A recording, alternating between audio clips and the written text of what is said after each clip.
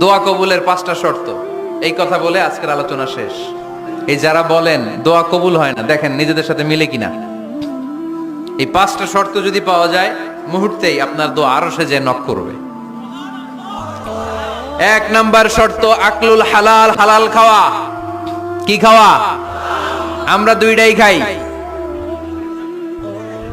হালালও খাই হারামও খাই। বেশি খাই কোনটা? হ্যাঁ, কি খান? আমি কই নাই কিছু, আপনারাই কইছেন।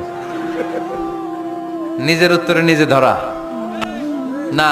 হারাম খেলে তো দোয়া কবুল হয় না। লা ইয়াদখুলুল জান্নাতা জাসাদুন গুযিয়া বিল হারাম।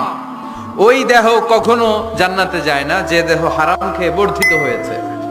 কেন দোয়া কবুল হয় না? মিলিয়ে নেন নিজের জীবনের সাথে, জাস্ট একটু মিলিয়ে নেন।